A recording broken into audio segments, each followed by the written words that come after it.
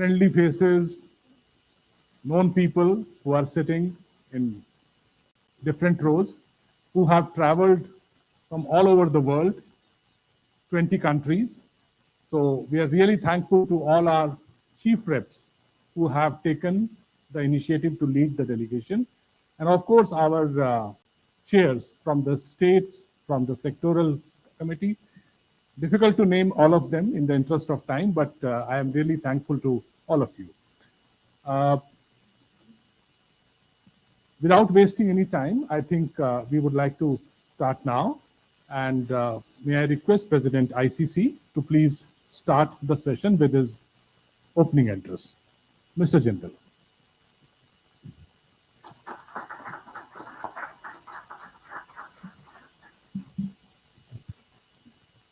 Good morning and welcome, ladies and gentlemen, distinguished guests, esteemed dignitaries, and friends from the industry. I welcome you all to the Global Business Summit 2025, organized by the Indian Chamber of Commerce. It's an honor to welcome Shri Nitin Gadkari ji, Honorable Minister of Road and Transport Highways, Government of India, who would virtually join us today. I would also like to extend a very warm welcome to our guest of honor, His Highness Pen Soviche, Vice Minister Commerce and Spokesperson, Government of Cambodia. Sri Rahul Narvekar, Honorable Speaker, Maharashtra State Legislative Assembly, to this session. In addition, we are also delighted to have among us Mr. Shashank Chaudhary, IS, Additional CEO, Invest India UP, Mr. P.S. Gandhavar, IFS Joint Secretary, Economic Diplomacy Division, MEA, and Mr. Kaustubh Bhavse, Chief Advisor to Honorable CM, Government of Maharashtra, Investments and Strategy. Welcome, sirs. And also, I'd like to welcome Mr. Brij Bhushan Agarwal, Senior Vice President, ICC, and Mr. Ameya Prabhu, Immediate Past President, ICC, and MD, NAFA Capital, and all other dignitaries. This year, we are joined by delegates from more than 20 countries and across the whole of India who have gathered here to discuss the most relevant topics to the world of business today. Ladies and gentlemen, if there is one thing I have learned in business, it is that the only constant is change. Now, if I may borrow from Mr. Trump's flair for words, the changes have been nothing short of huge, tremendous, and even immense. And that's putting it mildly. The challenges businesses once described through the lens of VUCA, volatility, uncertainty, complexity, and ambiguity, have now intensified and moved to BANI, which is brittle, anxious, non-linear, and incomprehensible. This shift is clearly reflective of the evolving dynamics, unpredictability, and rapid shifts in the global economic and policy landscape. Also, today, black swan events have become far too frequent. In the last few years, we have experienced them firsthand or witnessed that impact from afar, be it pandemic like COVID-19, escalating global wars, supply chain breakdowns, climate-induced disasters, or realignment of trade blocs. In such a landscape, traditional playbooks no longer suffice. What we, all of us in this room, need is resilience to withstand brittleness, empathy to address anxieties, innovation to navigate non-linear disruptions, and clarity to simplify what often feels incomprehensible. And as leaders, our responsibility is to embody these qualities, set the tone for adaptability, and instill the same readiness in our teams. In this effort, it is also critical that all of us business heads engage with bodies like Indian Chamber of Commerce for meaningful policy advocacy and collaboration solutions.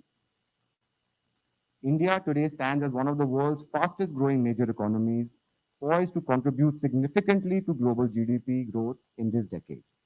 We are proud to witness the nation's rise as an emerging hub for digital transformation, advanced manufacturing, and sustainable industries. For global businesses, this is a land of immense opportunity where talent, advantage, expanding markets, and enabling entrepreneurial environment and a forward-looking policy framework converge to create strong dedication for partnerships and growth. This summit comes at a time when the world is facing complex and interconnected challenges. And yet, it is also a time filled with immense opportunity. From the rise of sustainable technologies to the transformation of global supply chains, we're witnessing a new era of possibility, one that demands bold thinking, inclusive leadership, and decisive action. The onus is on all of us to make the most of this opportunity. We requested you to be part of this summit, and you have responded on a global scale. In the government sector, we have often heard the convergence of schemes for social development. This is the convergence of countries for economic development. In these 2 days, I encourage you to interact across verticals, expand your networks, and explore avenues for mutually beneficial partnerships across countries. Please leverage this platform to share ideas so that we can turn them into advanced products and services for a better, more environmental friendly future.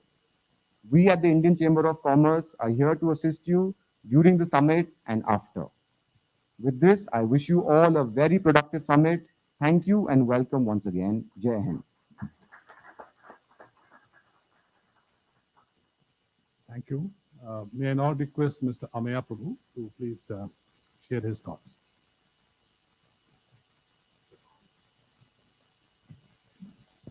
Good morning and welcome everybody to all the delegates, all the dignitaries, and everybody who's made the effort to come for this inaugural Indian Chamber of Commerce's International Global Business Summit.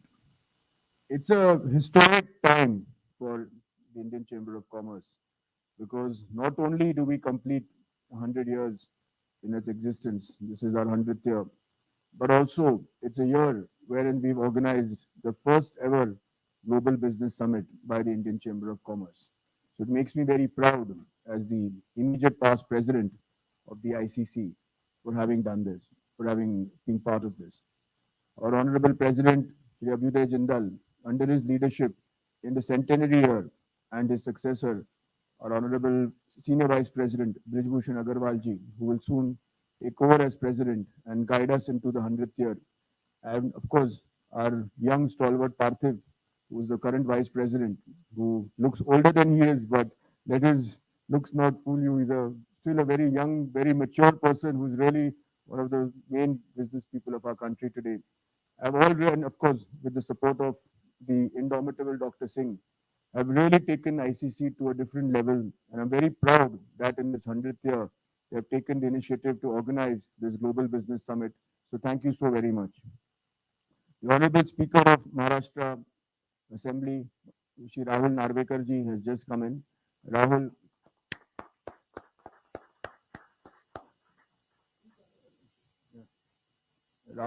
is one of our young leaders from our country, one of the young stalwarts of the party, and someone who is a senior lawyer, someone who has guided our assembly through the years, and is one of the tallest leaders of the BJP in the state. So thank you, Rahulji, for gracing us with your presence today.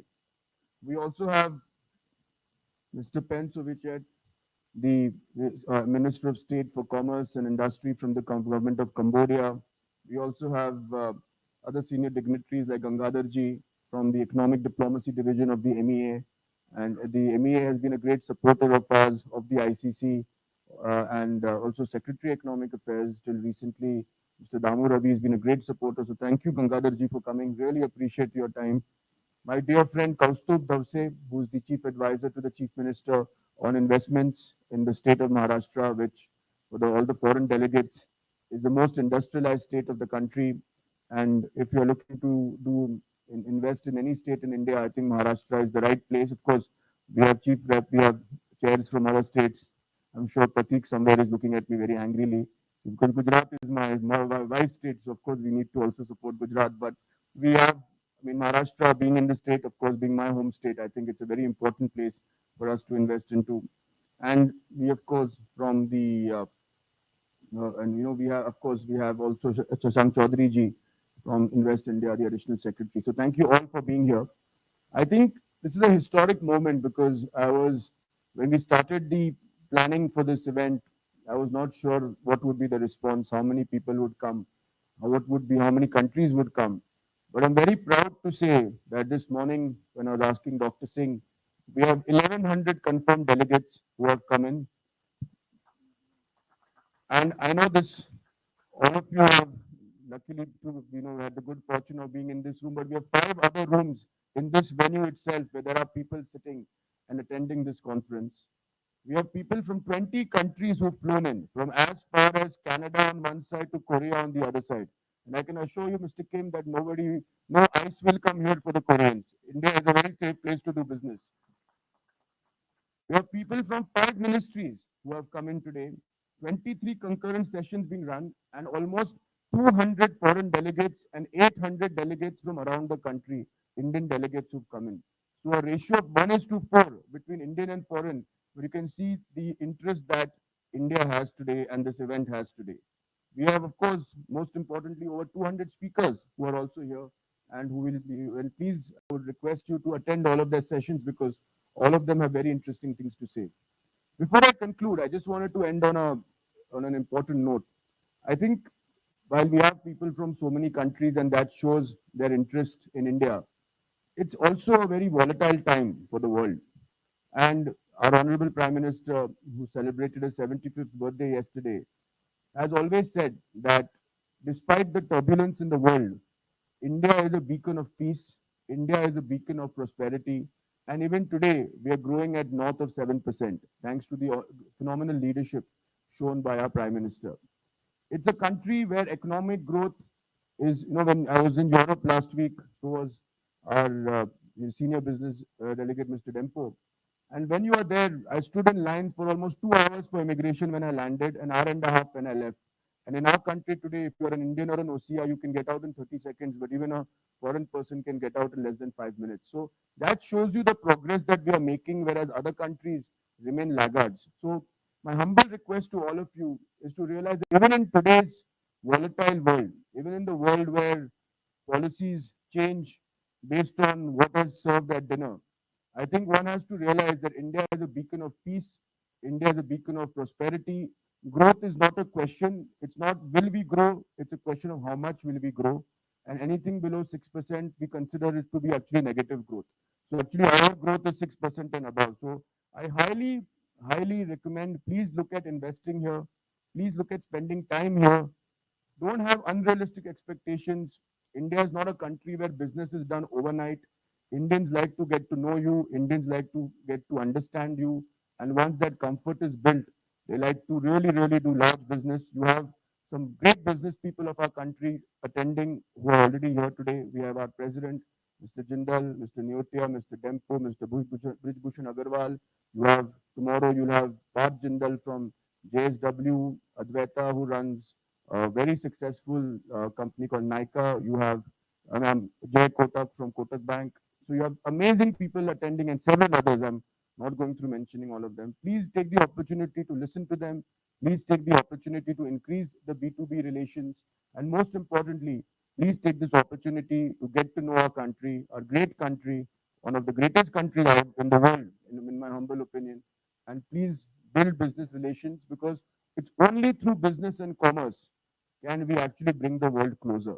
So not only are we engaging in business to do better and build prosperity, but we are also building a better future for our children. Thank you so much. Jai Hind.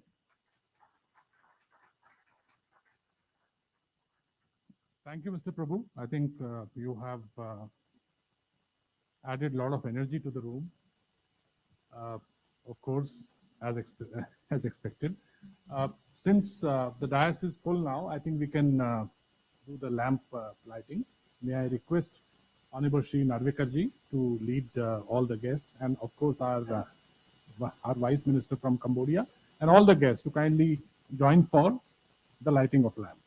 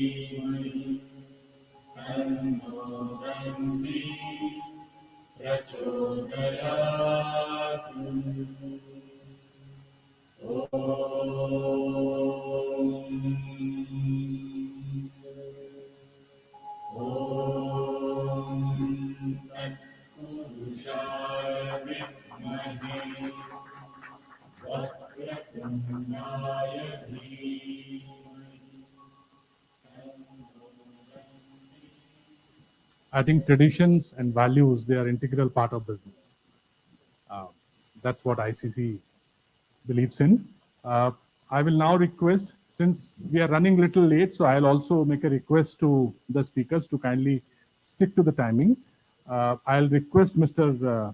Chaudhary, who represents the state of UP, to make his brief remarks.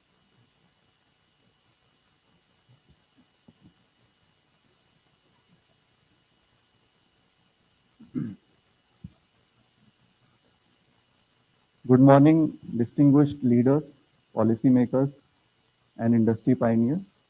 It is an honor to represent the state of Uttar Pradesh, which stands today as one of India's most dynamic growth engines under the aspiring theme of One Nation, Multiple Opportunities.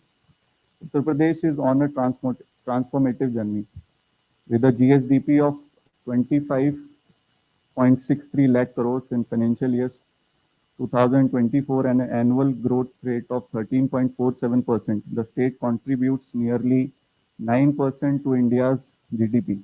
Our collective vision is ambitious yet achievable to become a $1 trillion economy by 2029 and a pivotal driver for India's national growth. This story, the growth story, is powered by world-class infrastructure. Government of India and Uttar Pradesh government work in expressways, freight corridors, and highway connectivity has reshaped Uttar Pradesh economic landscape.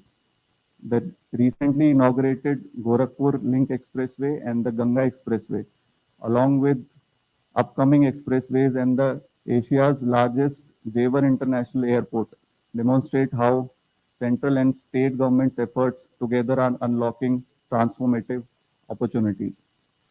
Uttar Pradesh today hosts India's largest multimodal logistics ecosystem, from the operational stretch of national waterway along Varanasi to Haldia to logistics hubs in Dadri and Boraki, enabling seamless cargo movement and strengthening India's global supply chains. The state is also developing new investment regions and industrial hubs. The NCR and Greater Noida clusters are evolving as centers for semiconductors, IT services, data centers, aviation, and medical devices, and film production.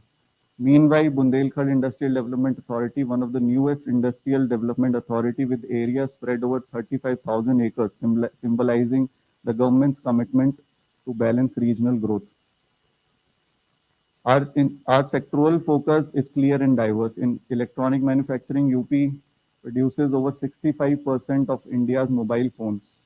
In tourism, a sector with unmatched employment potential is being promoted by developing cultural, religious, and ecotourism circuits. In high technology sectors like the semiconductor, we have launched the semiconductor policy of 2024 as attracted projects like HCL Foxconn joint facility.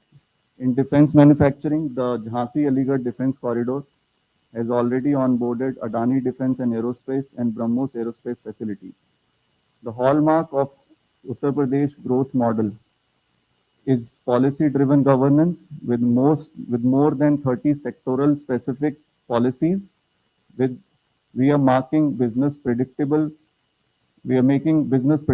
reliable, and investor-friendly. Recent reforms include complete implementation of business reforms action plan, reducing 4,500 compliances, decriminalization of more than 500 legal provisions.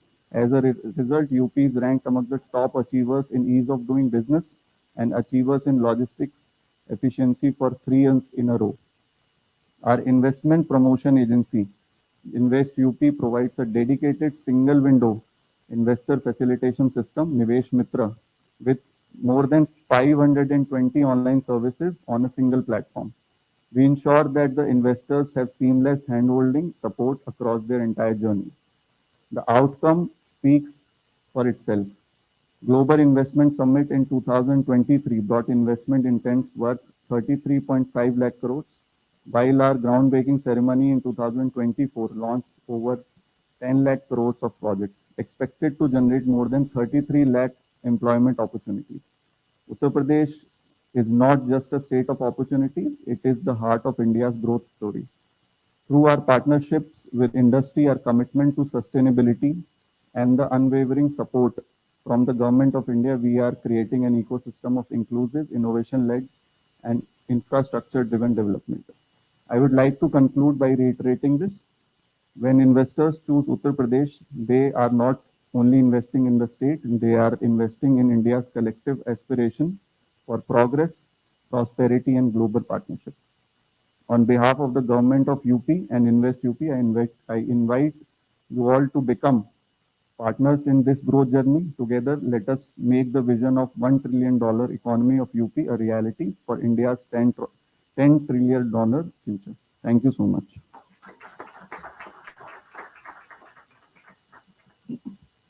UP holds great promise because the state has really transformed in last 5 years or so. May I now invite Joint Secretary, the Economic Diplomacy Division, Ministry of External Affairs, Mr. Gangadhar, to please address us.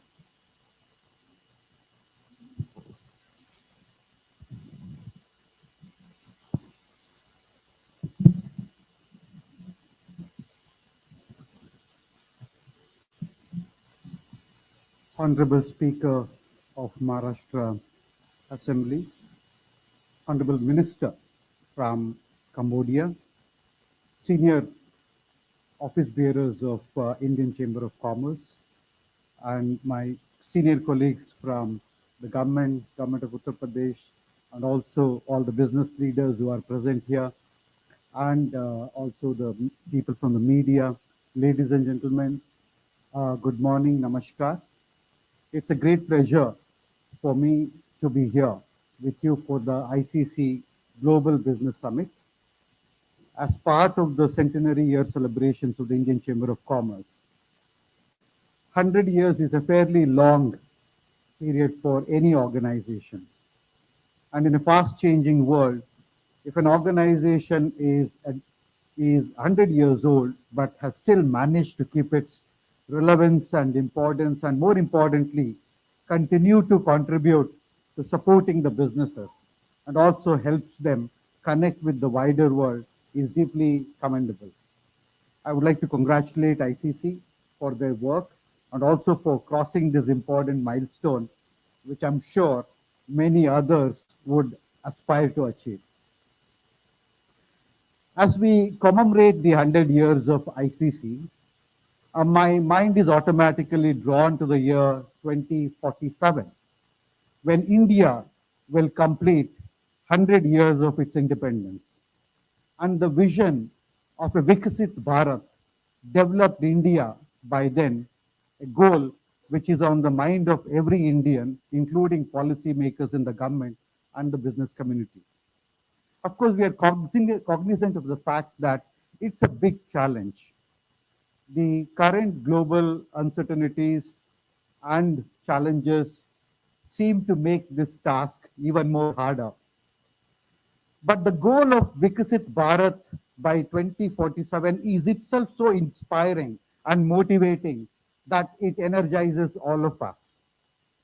Yes, the global or the external environment has not been very conducive in the recent past.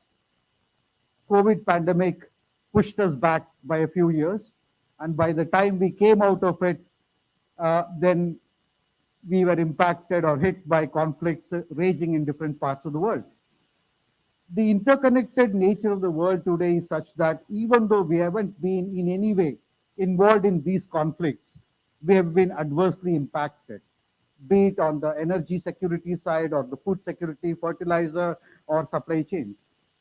As these conflicts continue, the global south continues to bear the biggest brunt. And that is why ending these conflicts, restoring peace and stability in the world is so important in order to ensure that the global economy reverts to its normal growth trajectory. Then there are other set of challenges emanating from geopolitics that has given rise to anxieties about concentrated supply chains, supply chain disruptions, weaponization of trade, currency, and payment systems. These policy uncertainties present very hard choices for businesses. In such circumstances, some may prefer to wait it out. And if I were to use the cricket parlance, wait it out till the batting conditions actually become better. Now, since this session is actually, we are going to reflect upon the opportunities, let me try to point out some of the positive things and also the opportunities that emanate from it. Firstly, while the global economic situation appears somewhat somber, India continues to be the bright spot in the global economy. It is still the fastest growing major economy. The GDP growth of 7.8% during the first quarter of this year is assuring. Given that India's growth is largely driven by its domestic demand, the massive ongoing investments in infrastructure, the consumption boost that is going to come from latest measures like the tax cuts and the efficiency gains that will come from further deepening of reforms and technological breakthroughs will continue to drive growth.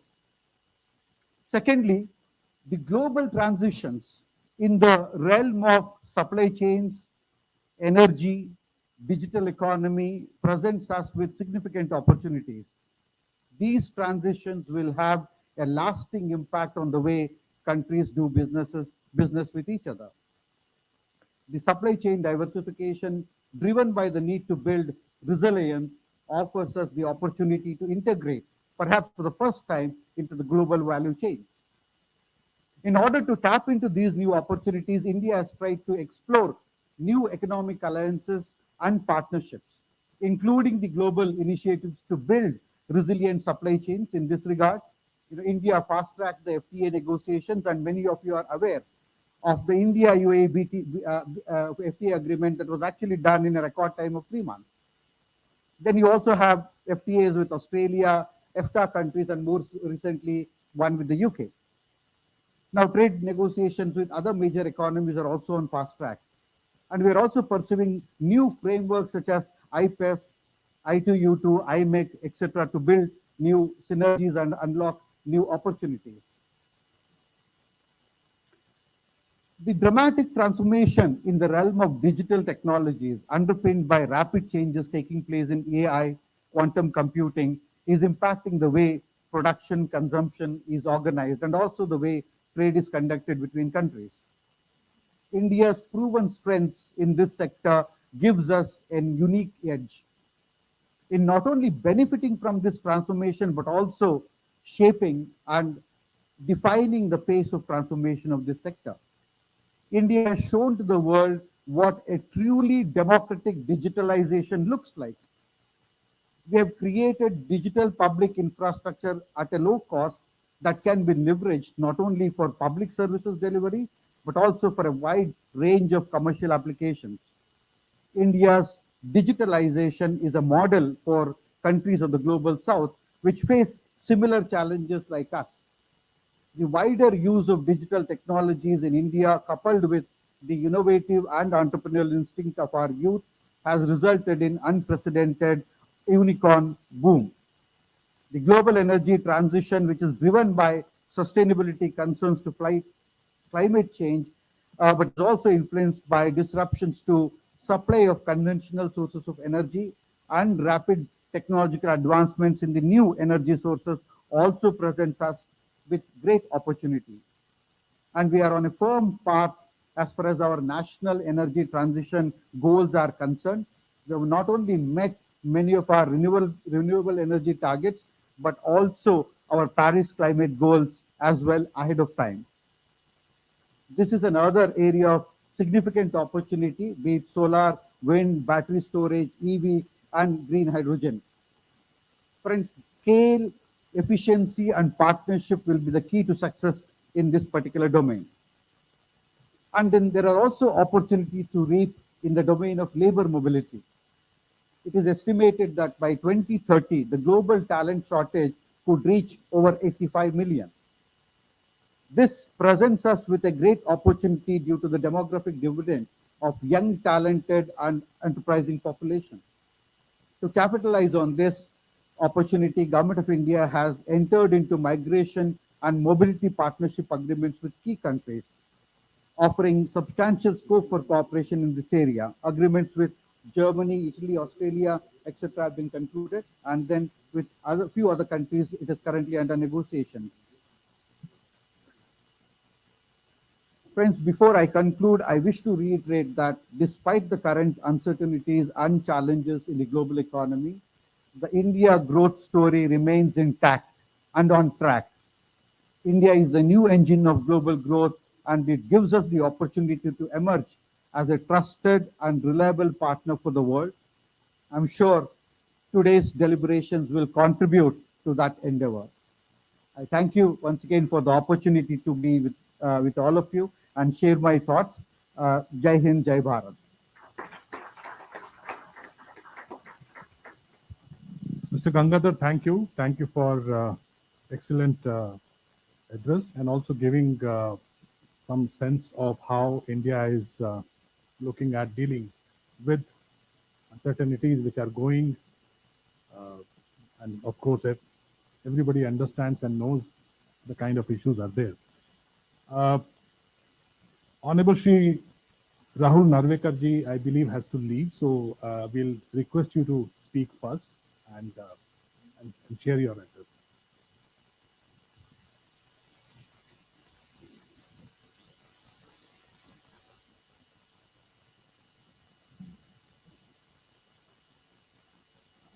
Well, at the outset, a very good morning to everyone present here this August gathering. I must confess before I begin, I'm not going to take too long. Being the Speaker of the State Assembly, I'm used to speaking less and listening more. And needless to state, I know how unnerving it is when you allot time to a speaker and he exceeds that. So be rest assured. In the same breath, I would like to welcome each and every one of you all to the city of Mumbai, my home city, the city that I represent in the State Assembly. Dignitaries present on the dais, members and office bearers of Indian Chamber of Commerce, distinguished guests. At the outset, let me extend my warm greetings to all of you as we come together for the historic ICC Global Business Summit 2025, coinciding with the centenary celebration of the Indian Chamber of Commerce. To see over 500 dignitaries from across 20 countries gathered here in Mumbai, the financial capital of India, is in itself a matter of pride and testimony to India's growing role on the global stage. We meet here at a defining moment for the world economy. In the aftermath of unprecedented technological disruptions, climate challenges, and shifting geopolitical balances, nations are seeking stability, growth, and sustainability. India today stands as a beacon of resilience and opportunity. Over the last decade, under the dynamic leadership of Honorable Prime Minister Narendra Modi ji, India has decisively moved from being only a large consumer market to being a trusted partner in global growth. With the vision of Atmanirbhar Bharat and the principle of vocal for local, India has redefined the link between community entrepreneurship and global competitiveness. What was once a campaign slogan has now become an economic philosophy championing small and medium enterprises, encouraging innovation, and making India the manufacturing hub of the world. It gives me immense pride as Speaker of Maharashtra Legislative Assembly that Maharashtra has been at the forefront of remarkable transformation. Our state is consecutively ranked amongst India's top investment destinations, contributing nearly 14% of India's GDP and being the undisputed financial and industrial capital of the nation. From Mumbai's global financial ecosystem to Pune's technology and automobile hubs, from Nashik's agro-industry to Nagpur's emerging logistic corridors, Maharashtra exemplifies the essence of local for local with global impact. The hosting of this summit in Mumbai is yet another reaffirmation that our state is ready to partner and lead the way in enabling global business linkages.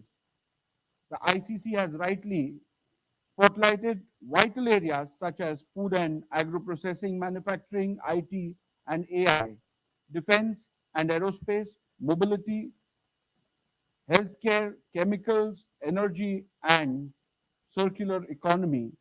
Each of these align with India's national priorities.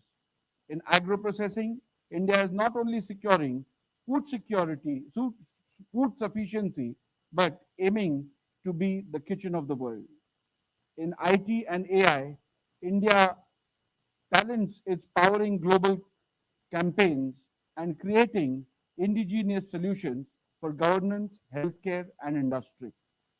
In green tech and circular economy, India is taking bold steps towards sustainability with commitments under the Paris Agreement and Honorable Prime Minister Modi ji's mission, life, lifestyle for environment. In healthcare and pharmaceuticals, India already stands tall as the pharmacy of the world, ensuring affordable access to vaccines and medicines. No single government, no single state, and no single corporation can navigate these opportunities and challenges alone. What we require is partnerships between government and industry, between states and nations, and between entrepreneurs and institutions. This summit, supported by the Ministry of External Affairs, Ministry of Commerce, and state governments such as Maharashtra, Gujarat, Rajasthan, Bihar, Haryana, and Himachal Pradesh, embodies the spirit of shared growth by bringing together policymakers, entrepreneurs, innovators, and thought leaders under one roof. ICC is offering us a platform not just for dialogue, but for shaping the roadmap of global business for the next century. As India itself moves towards its centenary of independence in 2047, we are envisioning a Vikasit Bharat. The decade ahead is crucial. We must invest today in the foundations of tomorrow: education, skilling, innovation, and sustainable living. And let us not forget the human element. Globalization is not merely about capital and trade, it is about enriching lives, empowering communities, and ensuring that progress reaches last mile. Friends, while we are here today, I must echo the sentiments of my fellow Indians. Our culture, our philosophy is stands out under the phrase Vasudhaiva Kutumbakam, where we consider the entire world to be our family.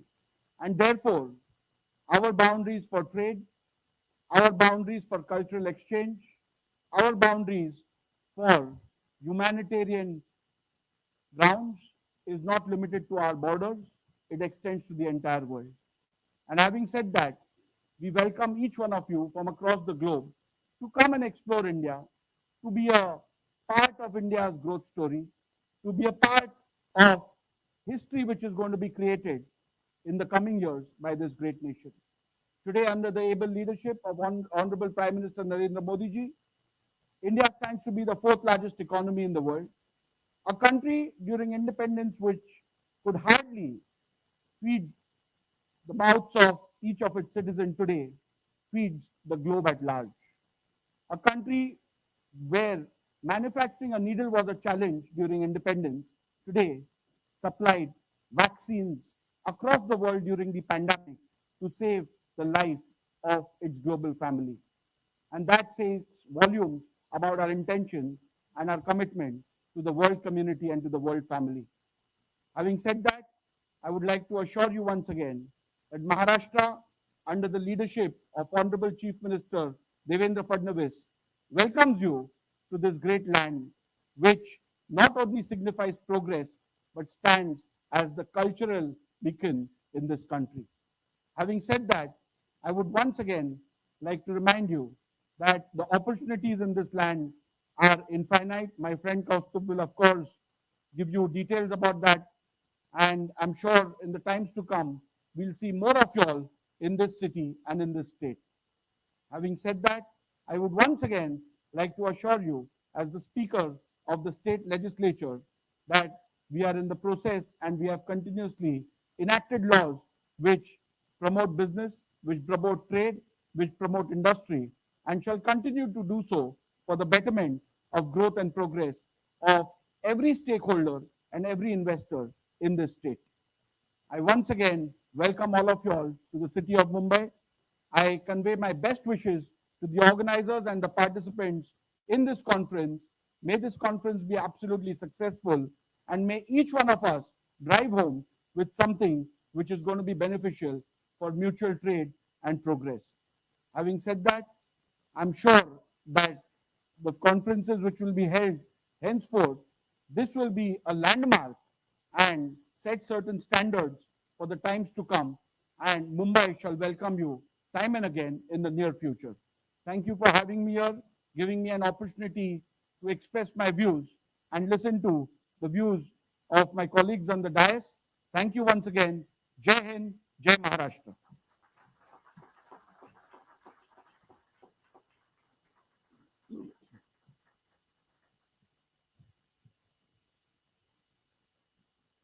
So, Mr. Speaker, may I mention that you are a great speaker.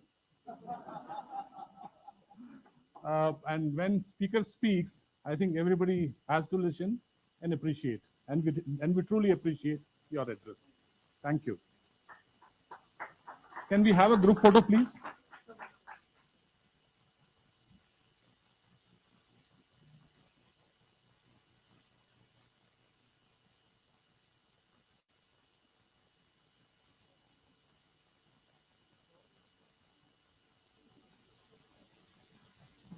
Thank you. May I now request, I think, President, if you could kindly present a small token to Mr. Narvekar. And may I now request Mr. Dharse to please address us.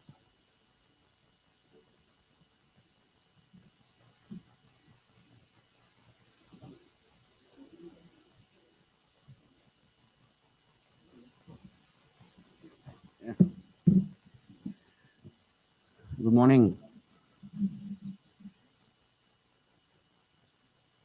The Honorable Speaker who just left, Shri Narvekar, His Excellency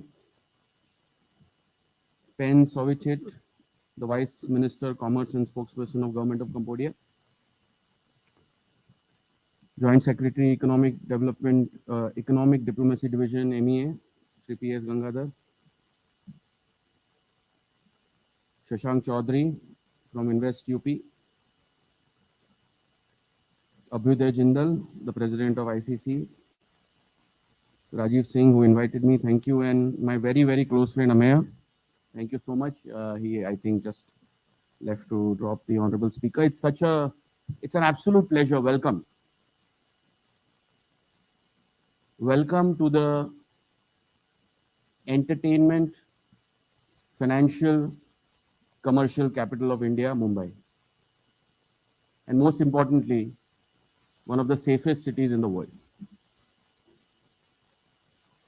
We are at such an important point in the inflection of this country India is racing towards a $5 trillion economy goal, generally contributing to about 16% of global growth. As Maharashtra, we are a $552 billion economy, growing at 10.2% CAGR, barring COVID years. We are slated to become the first $1 trillion economy and fiercely competing with other states, including UP. And this is the era of India, which the Honorable Prime Minister has set into motion. Cooperative federalism and competitive spirit between states. And that's the key. Because India is a sum game of all the states. And we need UP and Maharashtra to do well, including the other states present there, in order for us to achieve our goal. Just from a purely statistical standpoint, if you look at the magnitude of the contributions that this country is today making in the world, just digital transactions, probably India is more than US and China put together in terms of annual digital transaction in excess of 20 billion. If I look at in terms of contribution to renewables and the capacities that we will end up adding, it will probably exceed some of the largest nations in the world. So this country of 1.4 billion, and interestingly, the youngest nation on this planet, has a deep aspiration. The aspiration to lead the world sustainably, inclusively, and forward-looking. And that's the vision that the Honorable Prime Minister has set. As the Chief Advisor for Investments in the state, my job predominantly covers the investor spectrum. And if you look at some very high-level statistics, about 30%, more than 30% of India's FDI that comes annually comes to our state. We are the most industrialized state in the country. And we keep on harping the fact that we are the safest state and the safest city in the country. Business across a broad spectrum thrive here. We contribute to about 29 to 30% of India's exports. We have the largest data center capacity in the country. About 66% of India's data center capacity sits out of our state. We are about 120 million people. I already indicated to you in terms of our financial strength, we are the economic engine contributing to 15% of India's GDP. And it is often said that the gateway of India's $5 trillion economy goal starts from Maharashtra. But what is important and increasingly being addressed, and some of the things were mentioned by the gentleman from UP, is that, and I think that's the standard across the country, is that infrastructure-led growth and policy-led industrialization. When we speak about infrastructure-led growth, let me give you some statistics. In the first tenure of the Honorable Chief Minister, Shri Devendra Fadnavis, I had the opportunity to work as his Joint Secretary in OSD. And during that tenure, we were predominantly driving about $30 billion worth of infrastructure projects. It is, ladies and gentlemen, unheard of in modern era of projects of that nature starting all together in a very systematic fashion and getting delivered on time. Whether it was the coastal road, which I invite all of you to experience, it directly cuts you from airport to the south of Mumbai in less than 10 minutes. Whether it's the Atal Setu, the longest sea bridge in the country, about 23 kilometers. Whether it is the underground metro, when it is fully finished, it will be 30 kilometers. Right now, the operational is about 16.5. Whether it is the overhead or above grade metro network, the total metro network in construction in our state right now is 372 kilometers, out of which we have roughly delivered about 120 kilometers as of now. And what is important from a very purely statistical comparative is that this was the same state which executed one metro of 11 kilometers from 2002 to 2011. In 11 years, we executed 11 kilometers. And in 3.5 years, we put 372 kilometers in execution. That, ladies and gentlemen, is the new India. That, ladies and gentlemen, is the new Maharashtra. And why it is very relevant for you is because you represent companies, economies, states, investors. And what do investors need? Credibility, integrity, speed of execution. I can tell you with a great sense of flavor, and especially for government officials, very, very important, especially the ones who conduct themselves with credibility, integrity. When the Honorable Prime Minister took over and decided to say maximum governance, minimum government, he indicated and championed the thought across the entire bureaucracy in the country and told them to wake up and make sure that we are driving the interest of the investor. So when I introduce myself, apart from the designation and the whatever it is, I am more important the investor advocate in the state. I represent the investor's interest. I represent what they wish to do, how they wish to build, and how fast we can help them execute. Because honestly, loss-making companies are of no use to us. If I cannot help you make money in your company, then we don't have a role to play. Because if you don't prosper, you cannot employ people, you cannot pay taxes, you cannot reinvest in the economy. And I think that's the mantra across the board for all states.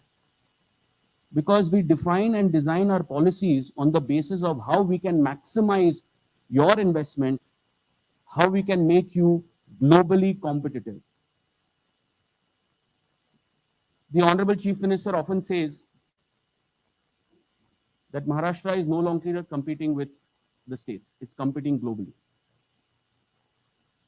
And the reason being is that if you take a dipstick of Maharashtra and if you look at the economic contribution, we probably will become the 20th largest economy in the world, sheerly in terms of our GDP contribution and in terms of our growth rates. So all that combined put together creates a massive opportunity for all of you. And I can assure you on behalf of the state government of Maharashtra that we will not leave, it's slightly cliched, but I love it, we will not leave a single stone unturned till we help you achieve your goals. Welcome to Mumbai. Thank you.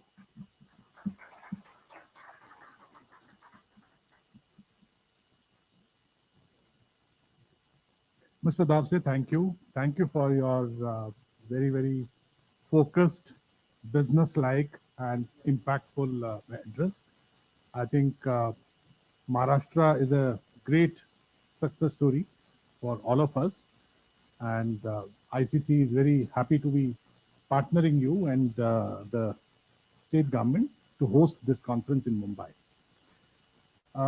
I will now request Excellency Mr. Pen Sovichet, Vice Minister, Commerce, and the spokesperson, Government of Cambodia.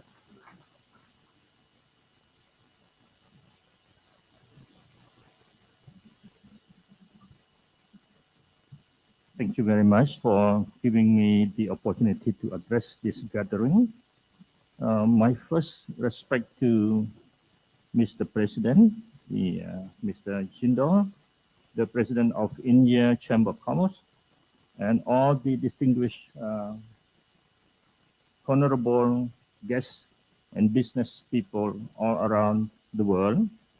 I understand that there's more than 20 countries coming to this gathering. This is the important gathering that ICC have made it.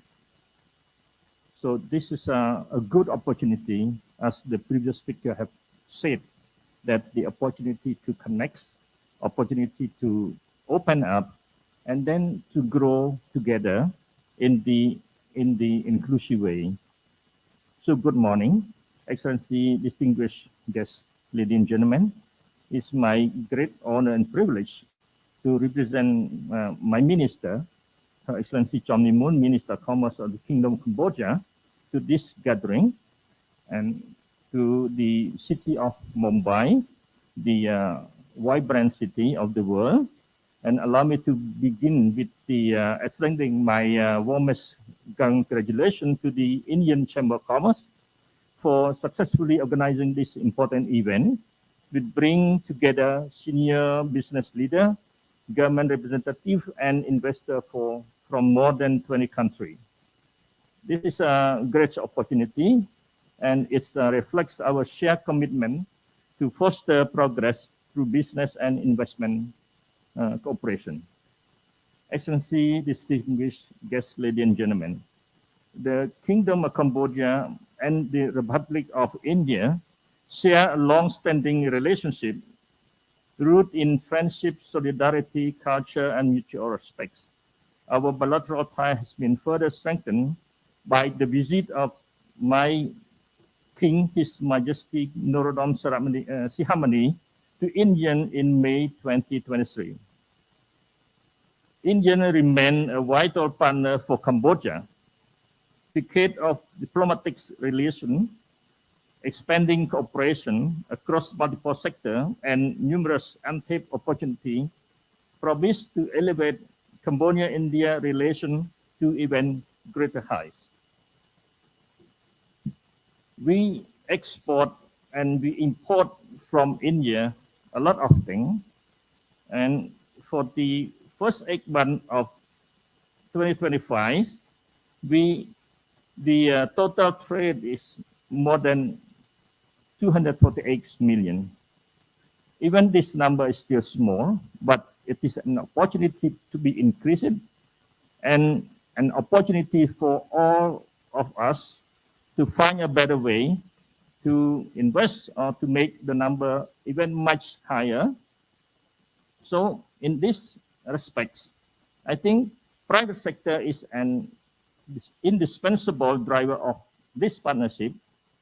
The Indian enterprise have established a strong presence in Cambodia in sectors such as pharmaceutical, agro-processing, renewable energy, and education.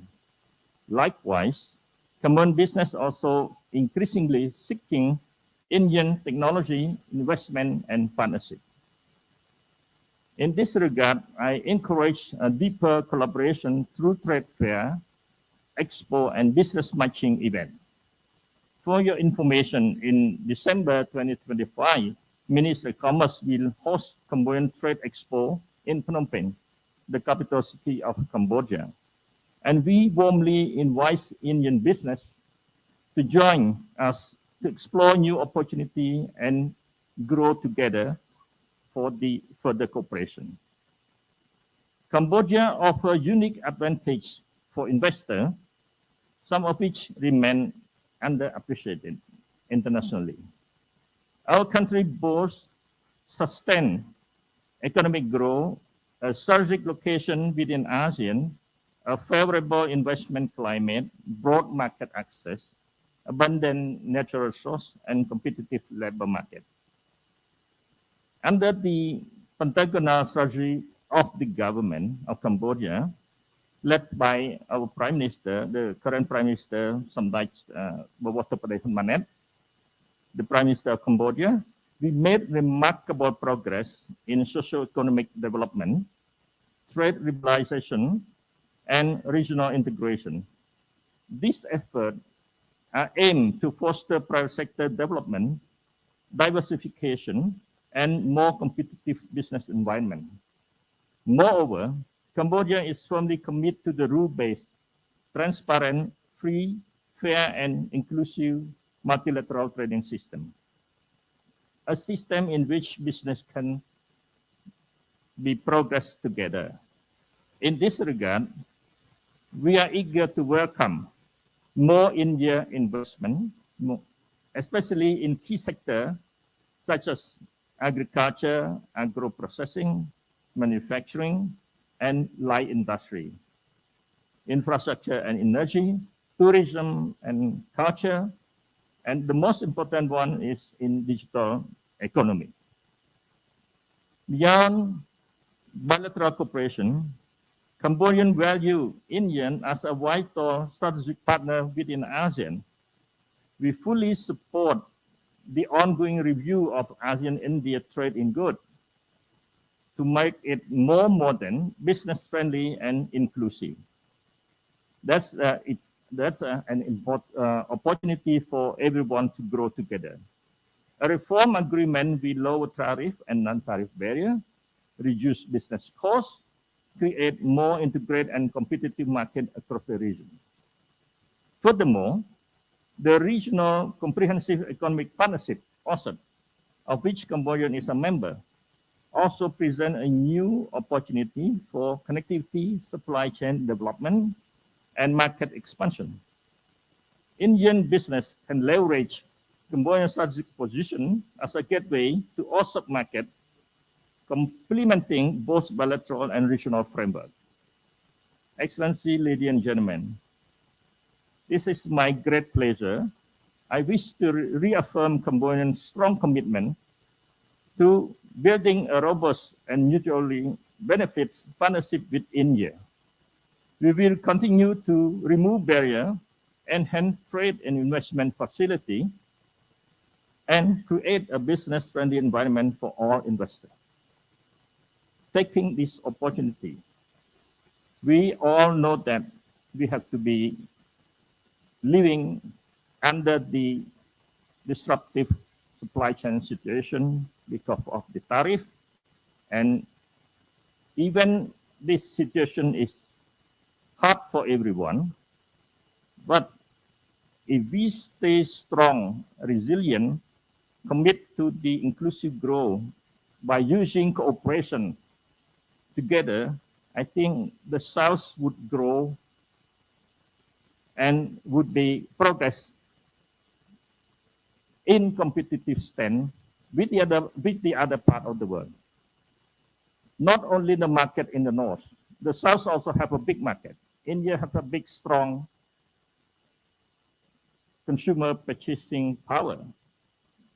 China has also a strong consumer purchasing power. That's a big market. ASEAN have a big market too. So everyone got opportunity to invest. Indian got a big technology and smart tech. So digital trade can be a part of a mechanism or instrument to grow. I feel that with this opportunity, if we can connect business to business more comprehensive and more stronger, especially Indian Chamber of Commerce, I welcome you to connect with the Cambodian Chamber of Commerce that would push forward the work that we would doing together in a joint working group of trade and investment, and the other agreement that we're going to agree all together to enlarge this big market. I understand that Indian Chamber of Commerce have been visiting Cambodia many times to talk to the Cambodian Chamber of Commerce. I hope the discussion would bring a fruitful result and making the opportunity for both Cambodian and India to work together for the progress of the two nations. Thank you very much.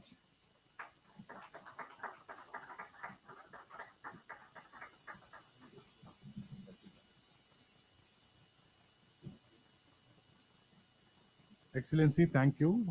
We all know Cambodia has great potential, and ICC has been visiting. We were there only 3 months back, and I think we had great experience. We were there with 40 plus companies who are looking at the Cambodian market actively.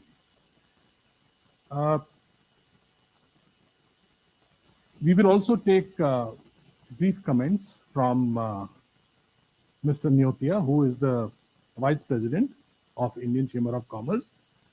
He has interest in hospitality, healthcare, and real estate. But as the Vice President, will also take his comments. If you could.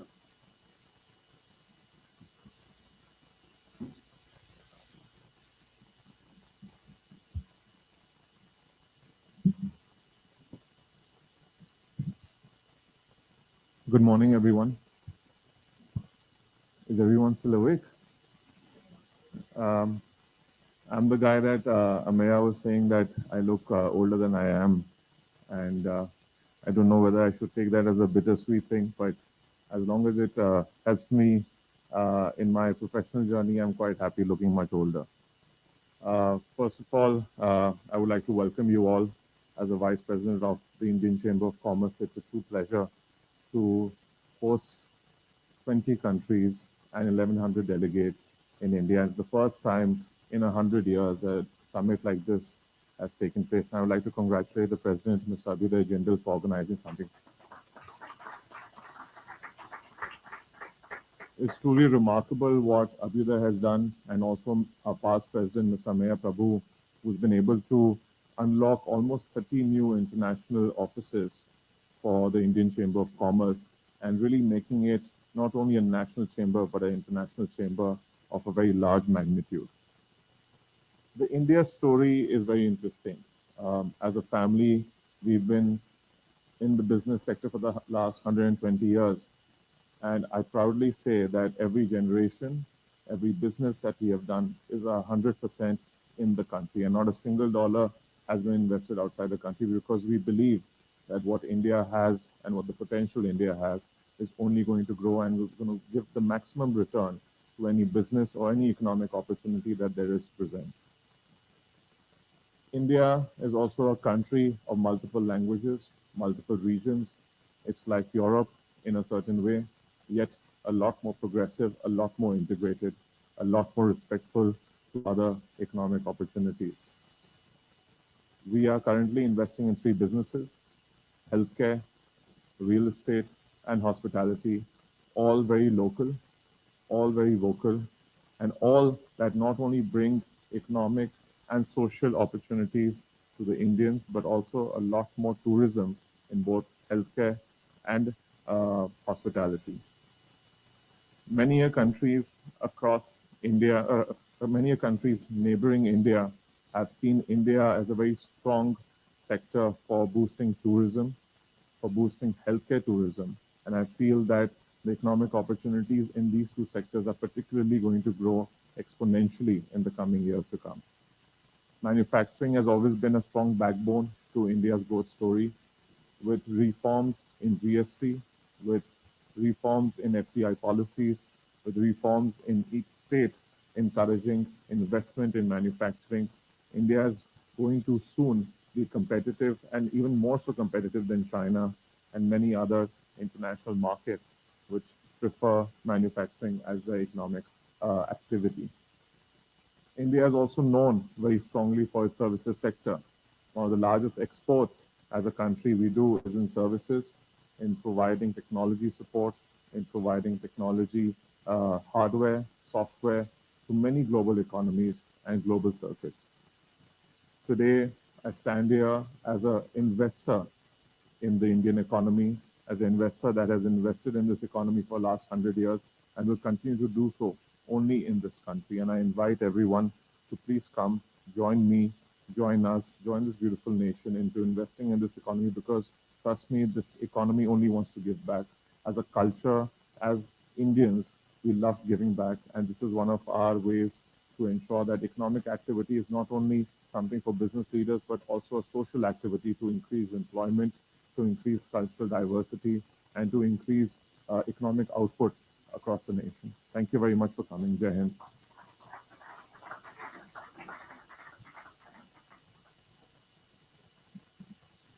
Mr. Neotia, thank you. Let me also add here that our Union Minister for Road Transport and Highways will be joining us in another 5-6 minutes.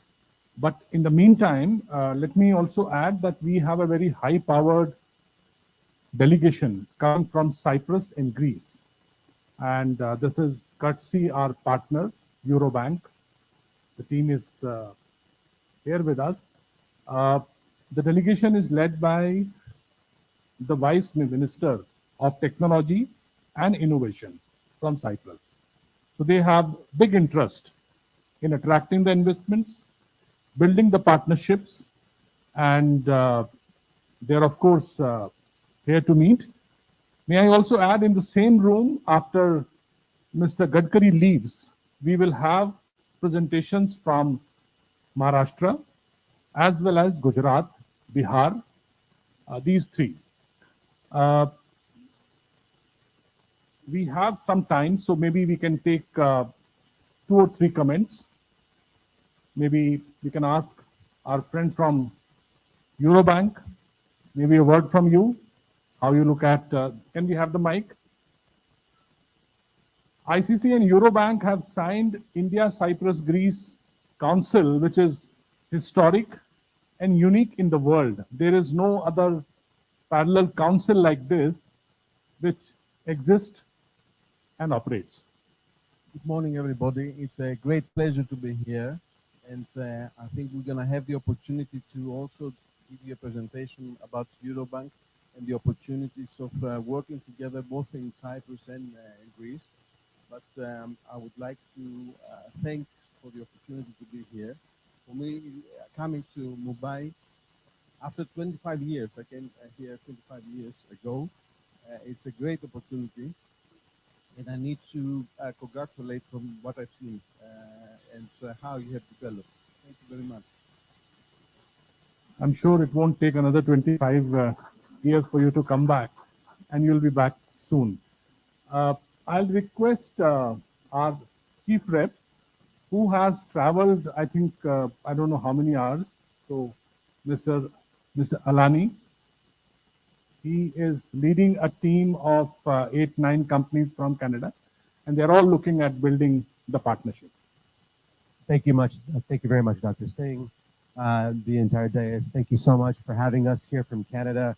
Yes, we have come the furthest, so I don't know if we get an award for that, but maybe we can talk about doing that. But Canada has had a great relationship with India.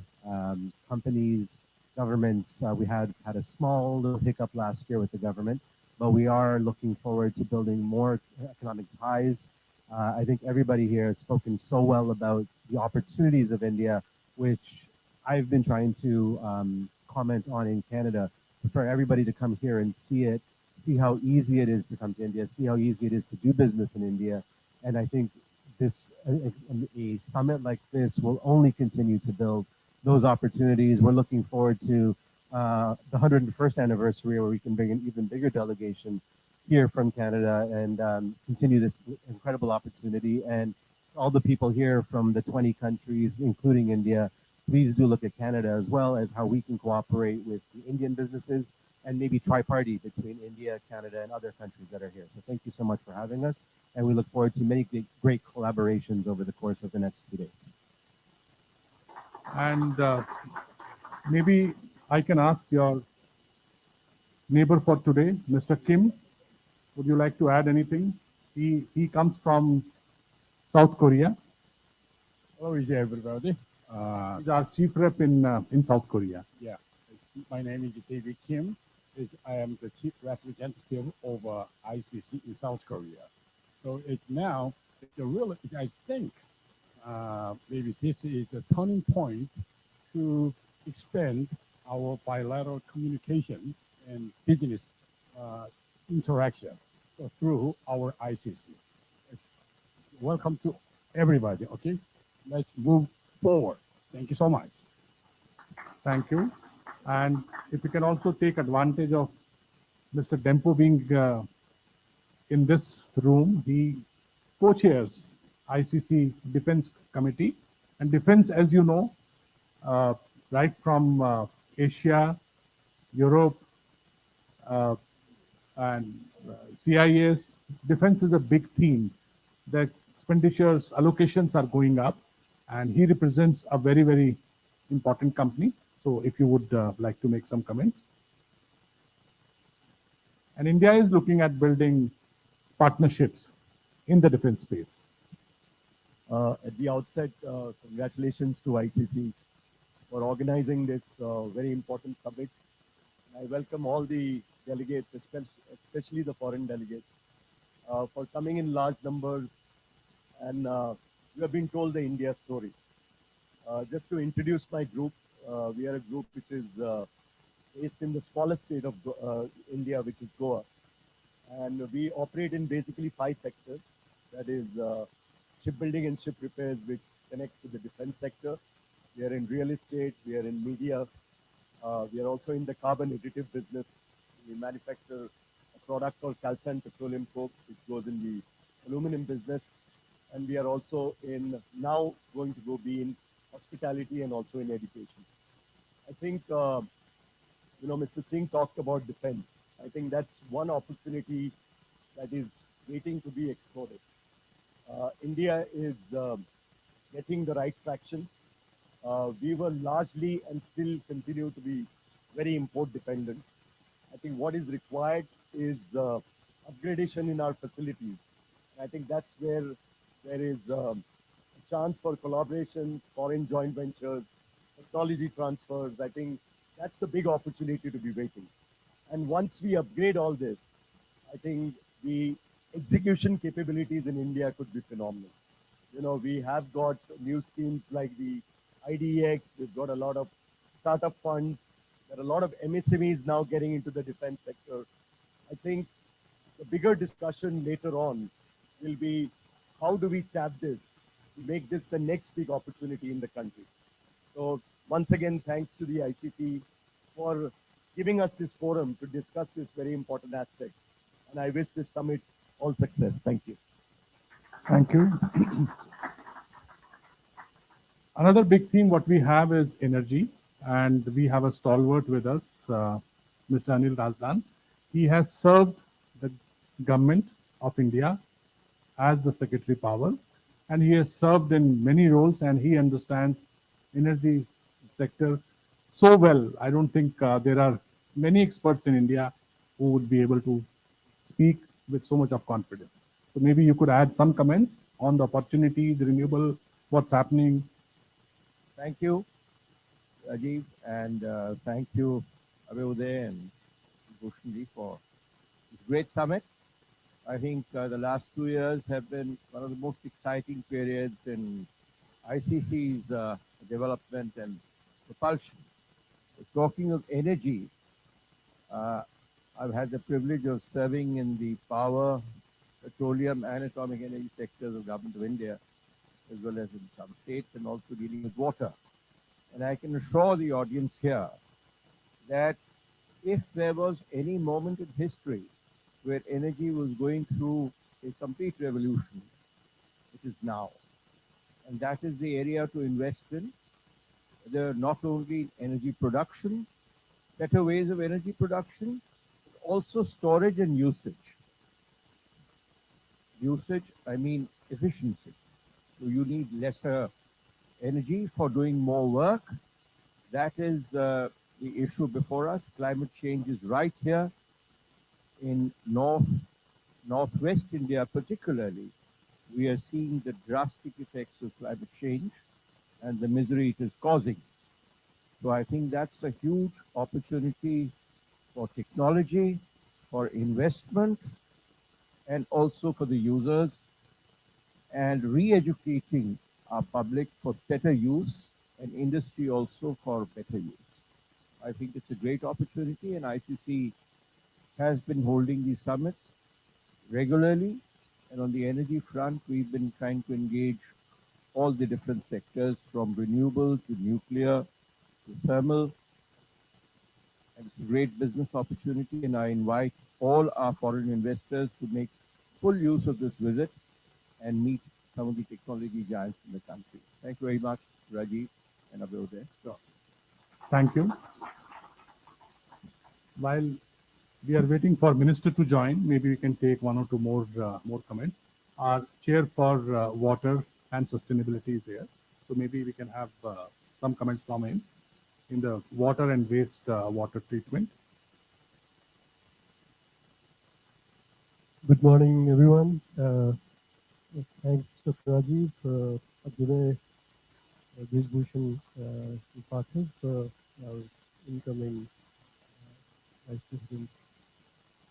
It's great, very heartening to see the scope and expanse of this summit, and also the kind of participation that we have got.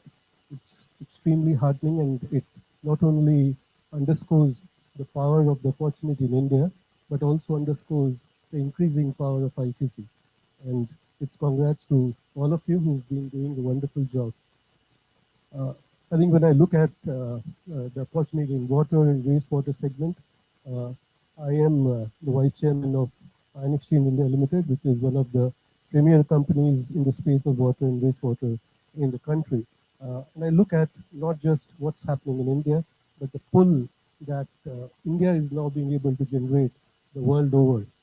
We are being welcomed across the globe, and this is an opportunity for all Indian companies to really expand our presence and look at whatever disruptions that we are seeing in the global market as an opportunity. We are being able to expand our markets, we are being able to expand our supply chains, and indeed the opportunity in India is just an icing on the cake. The water and wastewater segment in particular is being pushed by the government at a phenomenal pace, and I welcome all of you to be a participant in that. With that, Dr. Rajiv, I see our Honorable Minister is there. Please. Thank you. We are truly honored to have a very dynamic, action-driven, and a performer, Shri Nitin Gadkari ji, who is known for transforming the infrastructure sector in India. Honorable Minister, sir, we are truly thankful to you, and without taking any time, because everybody in this room is very keen to hear you and your vision. So just as a token, I think let's welcome him with a round of applause from the room for all the great work which he and his ministry is doing. Over to you, sir.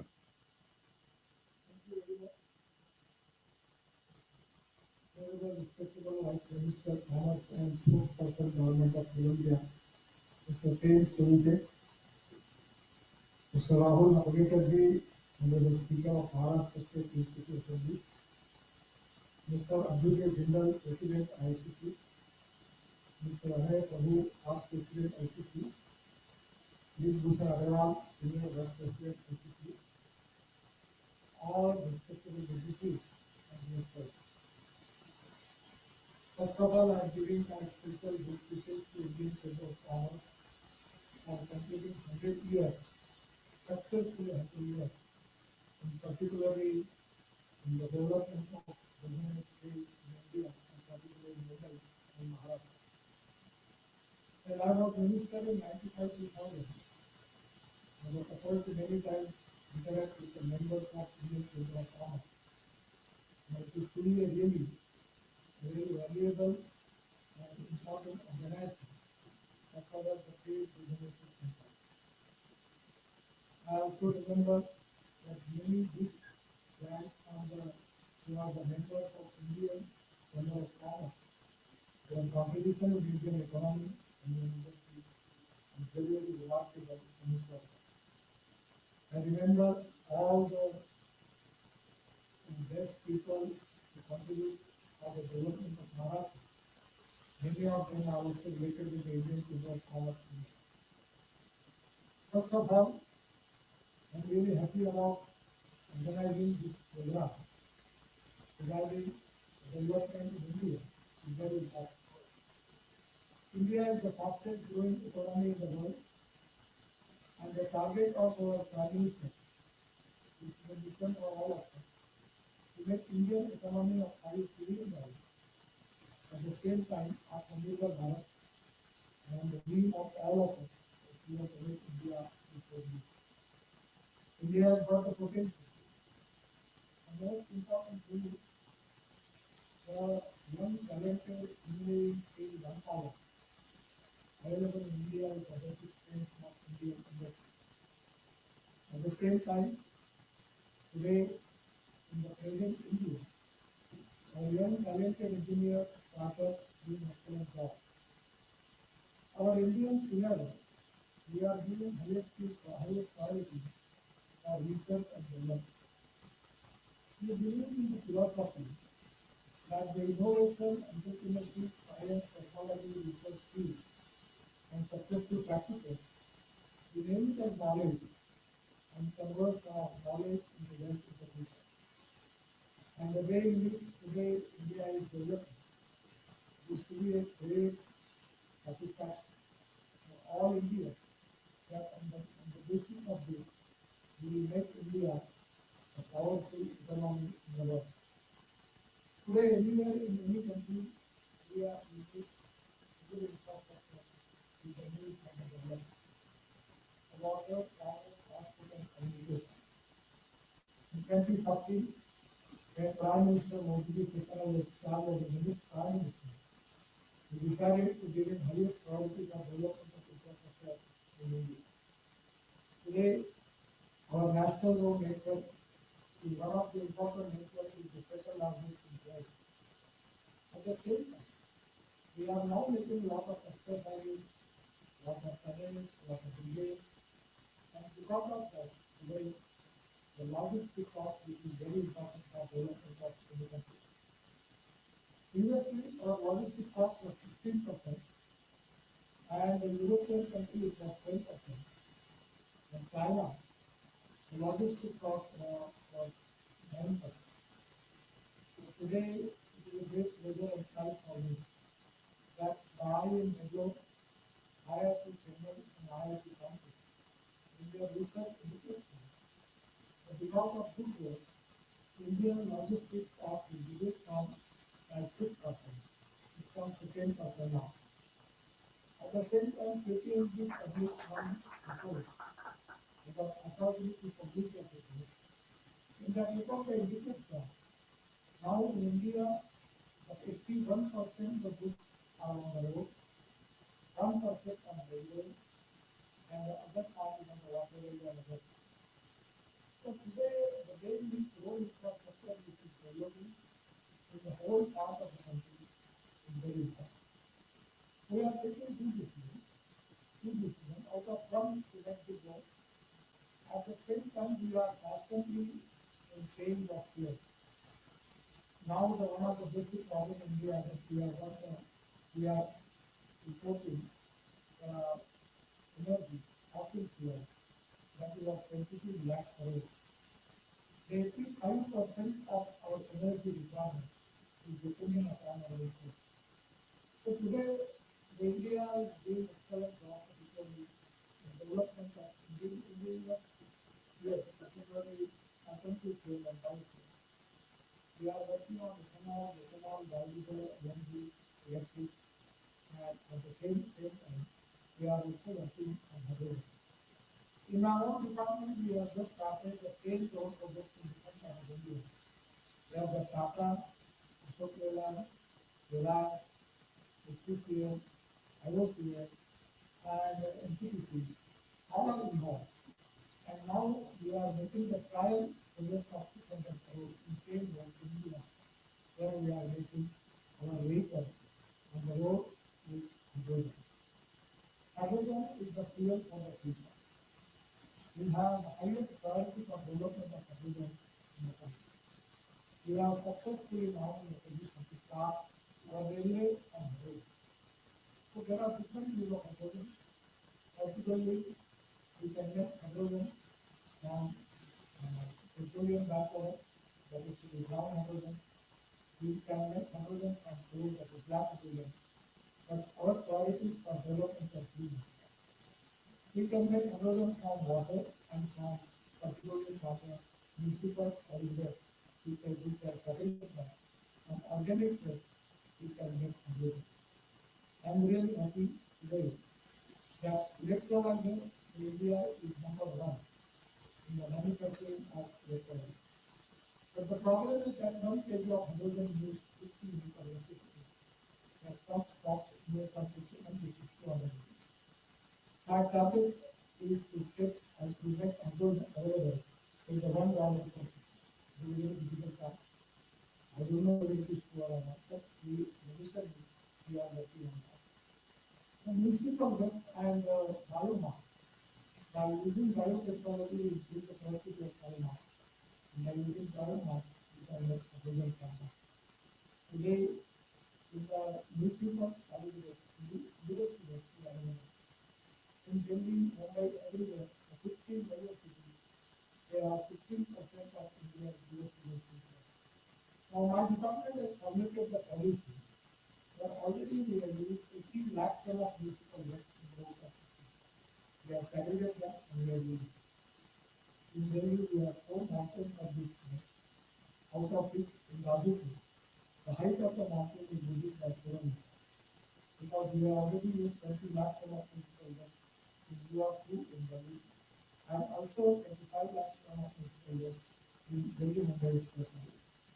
So today, the other important thing is making best to best. No material is best and no person is best. It is depending upon the appropriate technology and appropriate regulation that we can find out best to best. So today, I'm happy that green hydrogen mission is an important task for all of us. At the same time, we have the process of making first mineral aviation fuel from rice from. We have a lot of experiment by which our target is to make India the number 1 in manufacturing of first mineral aviation fuel. I'm sure of it because the reason is the way in which we are developing our industry. We are encouraging the new research, new innovation, by which I'm confident that we will achieve the goal. At the same time, power sector, our position is good. We are highest generation of power in solar in India. Now our aim is to make maximum green power.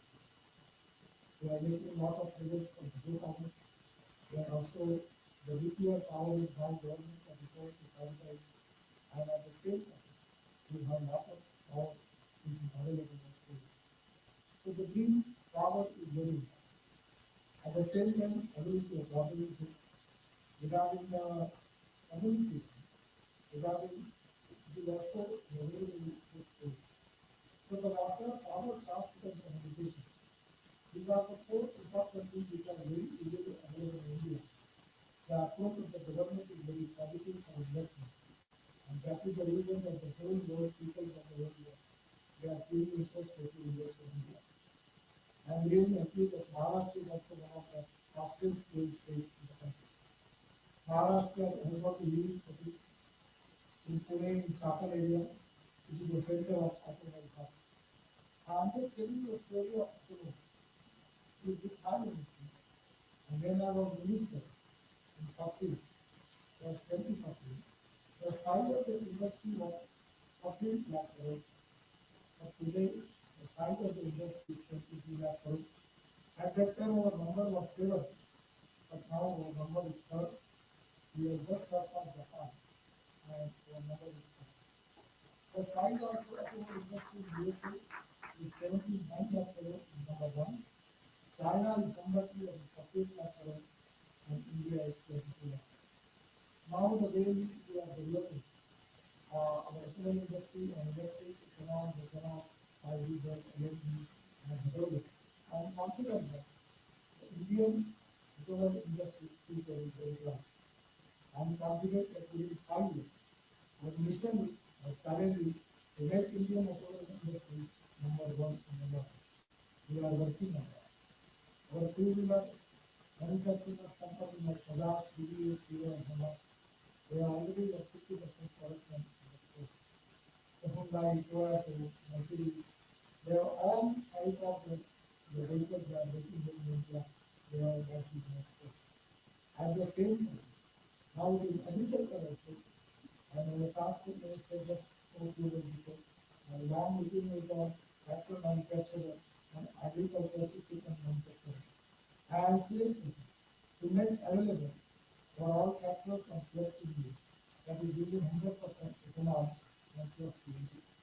This can be possible.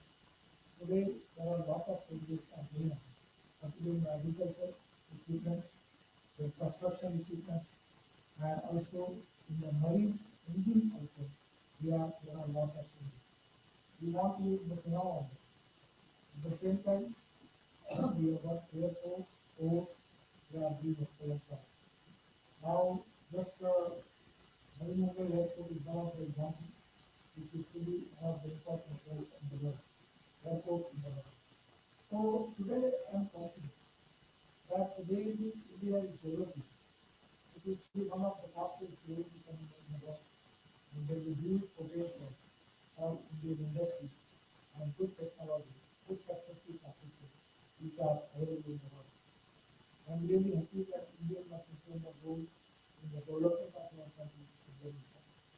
At the state and development of Maharashtra, the Indian Chamber of Commerce always supporting that.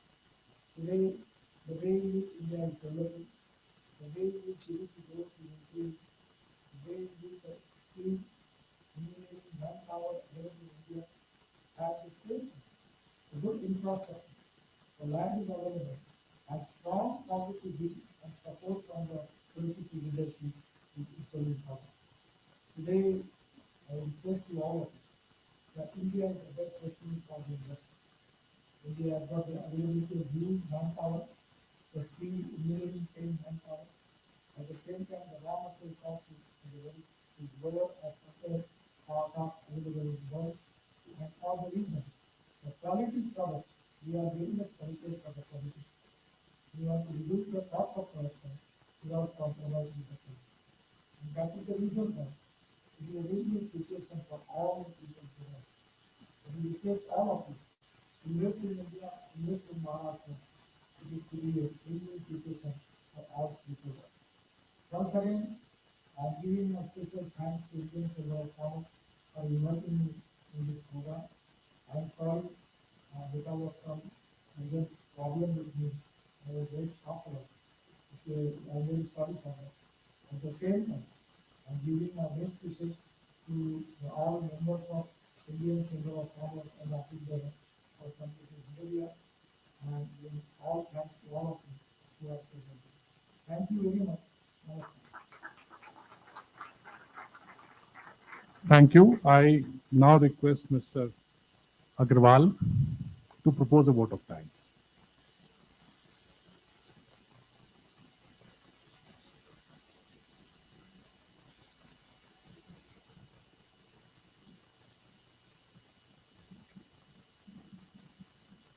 Hi, good morning, everyone.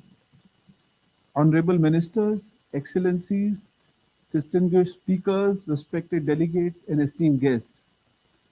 On behalf of Indian Chamber of Commerce, it is my honor to extend a formal vote of thanks, and we conclude the inaugural session of Global Business Summit 2025.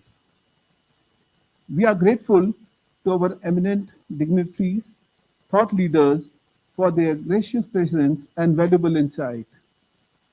Your participation enriches this platform and underscores the importance of global dialogues and strategic collaboration. A special thanks to Mr. Abudai Jindal, President of ICC, for his leadership in shaping this summit. I would like to share that in the history of ICC, this kind of a global summit has been done first time, and it is one of a very, very great event which has been done in this year. Thank you, Abudai. We sincerely also thanks Government of Maharashtra for their support and for the hosting this dynamic event in the city of Mumbai. Our appreciation goes to all the international delegates, global partners, industry leaders, government representatives, whose presence and engagement are vital to the success of this great summit. Our appreciation also goes to all the sponsors, institutions, partners, ICC Secretariat for the unwavering commitment behind the scene and excellence which is the backbone for this summit success. Thank you once again. Jai Hind, Jai Bharat, and Jai ICC. Thank you. Thank you. I'll now request President to please present a token of appreciation to our guests. Honorable Vice Minister from Cambodia.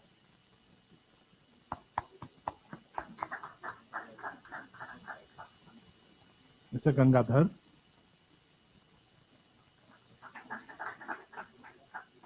And Mr. Chaudhary.